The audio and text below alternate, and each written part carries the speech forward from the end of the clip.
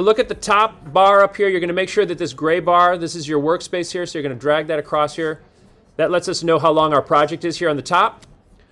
I'm going to come over up here to my button choices here. It says export, so I'm going to click on export.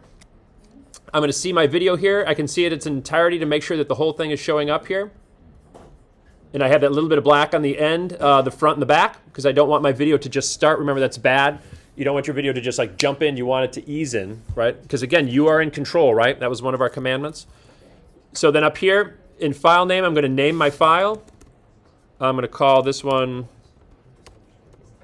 I can't type and hold that button down. I'm going to call it Waldo1. Here on my location, this is where I'm going to save the file to. So I'm going to click on this blue mark here, and it's going to allow me to browse.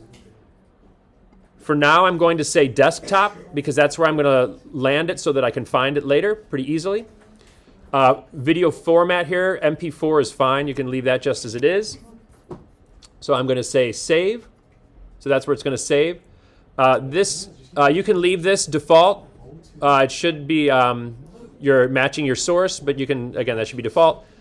And then your format, there's a lot of format choices here for compression. H.264 is the format that we're going to stick with. And then here, these are just some drop downs where you're making sure the video is going to be exported, the audio is going to be exported, if you have any effects on here, and then don't worry about the metadata right now, but you can just leave that on by default, it's fine. And then we'll talk a little bit about captions. Closed captioning is an important thing if you're putting out videos, but we'll talk about that sort of in the future. So then down here, it says there's some choices here of what you're going to export. I'm going to export the work area. That refers to that gray line that was at the top. All this other stuff is just giving me some information about the video. Scale to fit over here is fine. And then exporting my video is the last button I'm going to push. It takes just a couple seconds. There we go. It's pushing it out. There we go. It says that it's done down here in the corner. So I'm going to minimize this window with my yellow button.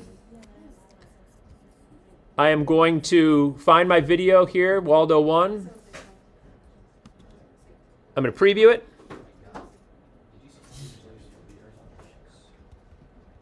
I think my audio might be turned down. There it is. All right, so, and remember, I can highlight any file on my desktop here, and I can just hit the space bar to preview it. Then I'm going to go to Schoology. And I'm going to find our folder. I can see up here either in an assignment or just at the very top it says 2022, 2023 submissions in the very top row of our Schoology. I'm going to click on that. Here are going to be there are folders in here for all the projects. So this is Waldo video right here. I'm going to double click on that. And then I can see here already these people submitted their videos, which is great. For my video over here, I'm actually going to rename it. So I think I can rename it once in the folder, but I'm going to rename it over here. If I click on it once, so that it turns the name blue, and then I hit the return key on my keyboard, it allows me to retype here. So I'm going to call this Horvath Waldo. Hit the return again. Oh, it's already an extension because I made one up here. Sorry. Let me delete this again. Well, here, I'll just delete this one. All right, I had my previous example was here. So this is my Horvath. And I'm just going to drag this one into the folder. And once I drag it into the folder, it's in this folder, and we can all take a look at it. All right? Any questions about that?